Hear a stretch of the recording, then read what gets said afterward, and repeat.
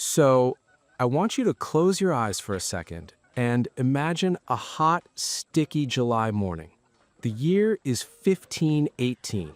You're in the city of Strasbourg, which is part of the Holy Roman Empire at the time.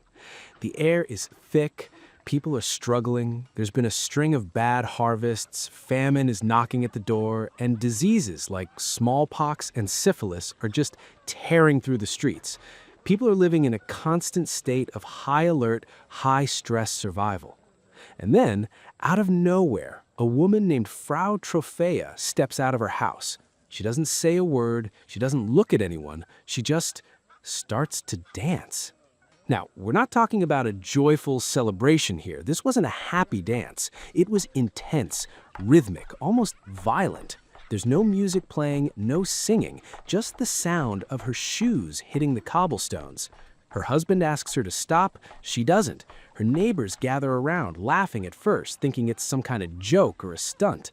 But an hour goes by, then 3, then 6. The sun goes down, and she is still going. Her face is blank, her eyes are glazed over, and her clothes are soaked through with sweat. She eventually collapses from sheer exhaustion, but here's the terrifying part. The moment she wakes up the next morning, she starts again. And then it spreads. Within a week, 34 people have joined her. By August, we're talking about 400 people, men, women, children, all of them caught in this literal whirlpool of motion. Now, you have to remember, this is the 16th century. People didn't think about neurology or psychology. They thought about God and they thought about the devil.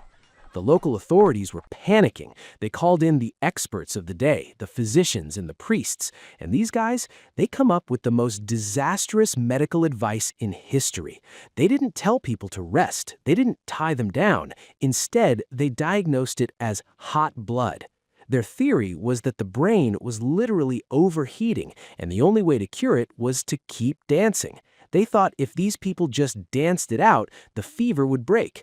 So the city council actually encouraged it.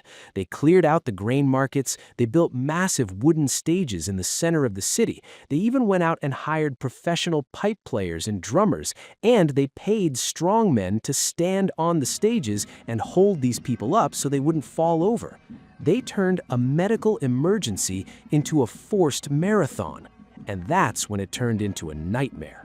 Imagine the scene, the constant thumping beat of the drums, the heat, and hundreds of people twitching and spinning. But they aren't having fun. They're screaming for mercy. They're crying out for it to stop. Their feet are literally worn down to the bone. Their shoes are filled with blood. The reports from that summer are gruesome. At its peak, they say 15 people were dying every single day. Heart attacks, strokes, pure, unadulterated exhaustion. They were literally dancing themselves to death in front of a crowd of horrified onlookers.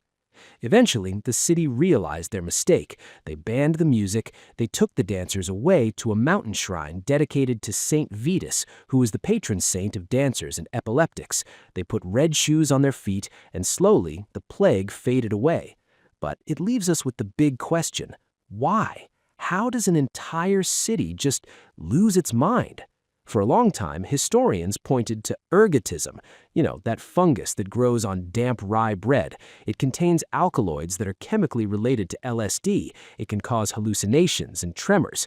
It's a great theory, except ergot usually cuts off circulation to the limbs. You can't dance for 6 days if your legs are turning gangrenous.